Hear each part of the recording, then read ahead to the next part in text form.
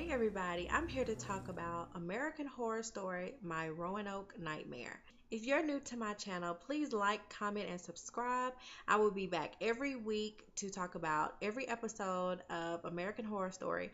And also check out my page. I may be doing some recaps and reviews of other shows that you watch. So please just check me out. Let's just get right into what's going on.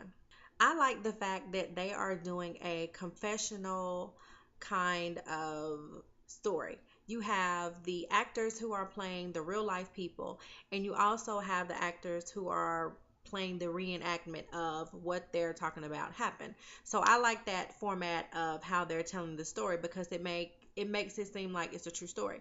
Now, at the beginning of the show, it said it's loosely based on true events that happened. So I don't know. I don't know anything about Roanoke or whatever the case may be. I don't know anything about it. So if you know about this story, please drop it in the comments below if it's a real story or if they're just making it up. I don't know. But anyway, this season is supposed to show elements of all the other seasons combined. So we're supposed to see hints here and there of all of the other American Horror Stories in this one. So there were a few things that I did catch. But if you caught anything that I didn't catch, make sure you drop it in the comments below. Now let's get right into this story. So it starts off with this couple, and they're a mixed couple. And the woman's name is Shelby, and the guy's name is Matt. Now, Shelby is a yoga instructor, and Matt is a pharmaceutical salesman. And when they met, they fell in love, blah, blah, blah. It was just a love story. They had the perfect little relationship, and all of their friends envied them. And they were living out in LA, and they decided to start a family. So she was pregnant. And they went out one night, and something horrible happened. These guys walked up, and they were playing the knockout game. And they punched Matt in the face, and it knocked him out, and it broke his eye socket and all this stuff, and he was unconscious. And the stress of all of that made Shelby miscarry the baby. And while he was unconscious, she went back there and she touched his hand, and the minute she touched him, he squeezed her hand like he knew that she was there. So they have this deep connection and this beautiful love, and I love their connection. So, since all of that happened, they decided to pick up from LA and move to North Carolina.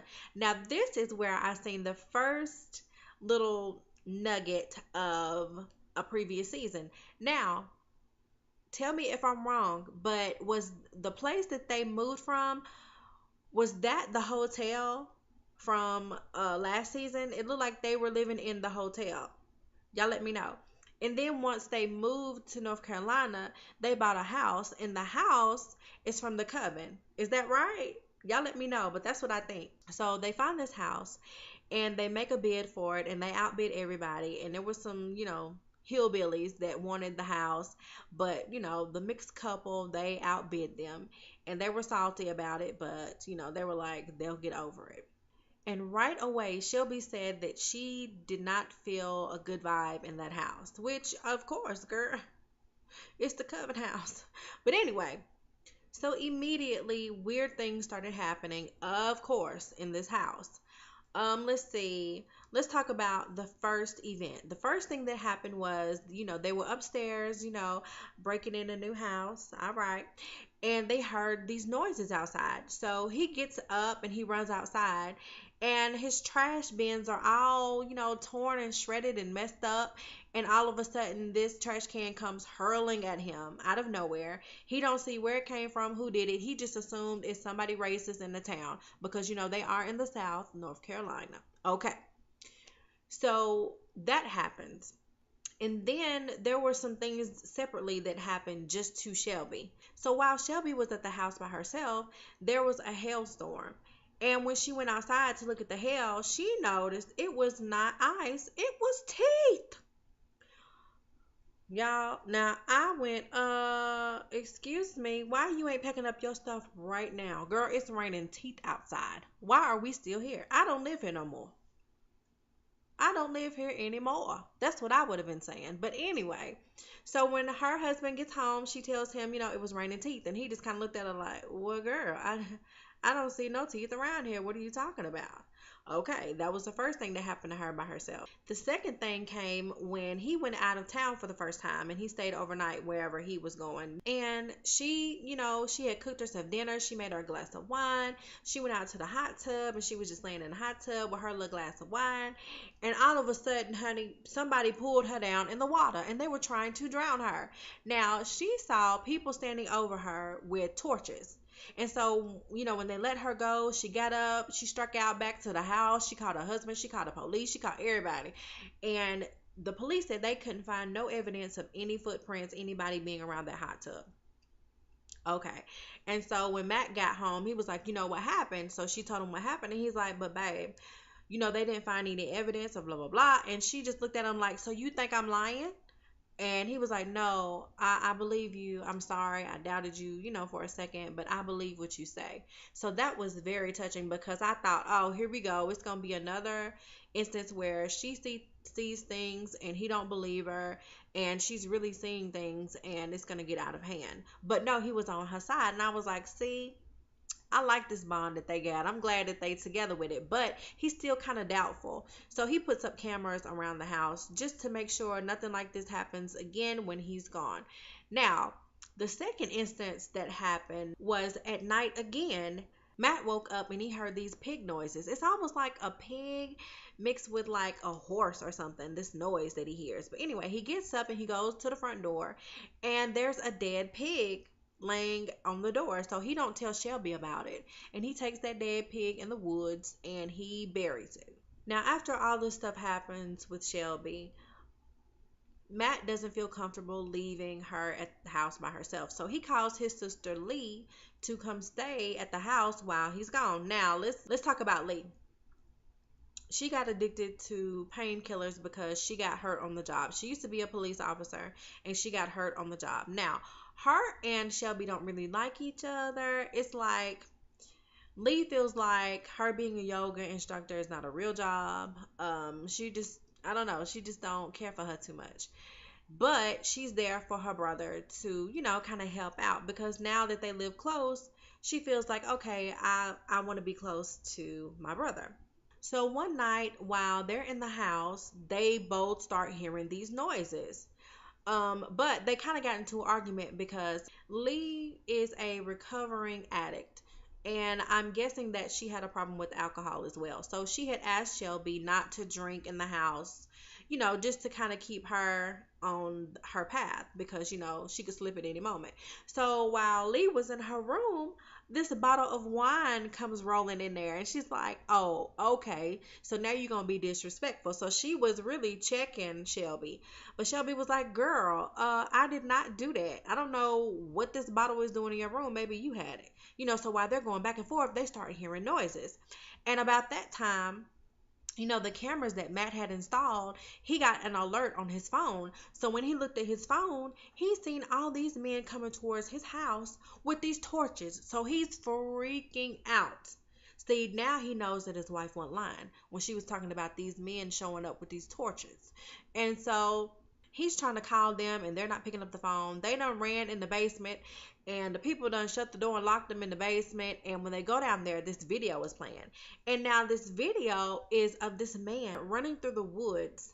And then you hear that noise that they be hearing at night, like that pig slash horse slash whatever that is. And when they show what it is, it looks like a man with a pig's head on.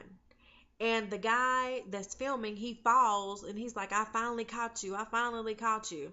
And, Shelby and Lee are just looking like, what is this? What is this? So finally they're able to get out of the basement. And when they come out, there are these wooden people figures on strings tied up all around the house. And I'm just looking like, oh, this looks like some coven stuff, honey. Y'all need to get up out of there. So when Matt gets back home, he sees what happened and he's like, what kind of mess is this? And everything that's happening, he thinks is because the racist people in this town are, feeling some kind of way because he's a black man. Shelby's a white woman, and they're just being racist against him, trying to make him leave. But he tells Shelby, "Look, well, we just gonna have to thug it out because we done spent all our money up getting this house, so we're invested. We have to stay here." And Lee was like, "Exactly. You don't let no people run you up out of here." And Shelby was like, no, I'm gone." See, and she was like, when situations like this happen, you either fight or flight. And she's like, "I'm flighting. I'm up out." So she left in the car, driving away from there. And I don't blame her. I mean, it's one too many crazy things going on in that house. She done almost got drowned, honey. People showing up with torches and they hanging the stick figures up in her house. What is going on here? And plus, she already got a bad vibe, honey. She done lost her baby. Like, it's too much going on, and they ain't trying to listen. So she got up out of there, and I don't blame her. I would have left a long time ago, honey, before that. But anyway, so all while she's speeding away, she looks up and she hits this woman who was in the middle of the street. Now, I couldn't tell who exactly the woman was, but it almost looks like, from the Coven, the woman who had the slaves down in the chambers, and honey, she take their blood and bathe in their blood and all of that stuff. It looked like the actress that played her, but I'm not sure.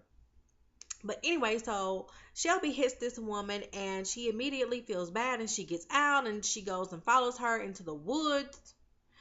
Now, girl, why would you go follow her into the wood? Now, at this point, I'm yelling at the TV like, excuse me. You just left a house where people were carrying torches and it's raining teeth, and you think you just finna just walk up in these woods and ain't nothing gonna happen? Girl.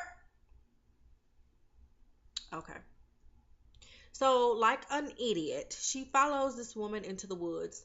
Now, she goes right from the road into the woods. And in the confessional, she's saying, "I know that I was right there next to the road." But girl, when she turned around, she was lost.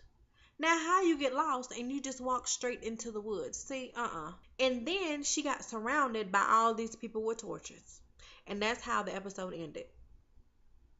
Mm-mm, mm-mm. The good part is, I know that these people are going to survive to a certain point because they're in a confessional talking about the events that happened. So at least these three characters made it through whatever's about to happen. But I don't know how it's going to end, but so far these people are still alive telling the story. But this is going to be a good season. I'm so excited to see how this story plays out. If I left anything out, please drop it in the comments below and we'll keep the conversation going and we'll talk about this episode. Okay, I will see you all in the next video. Bye.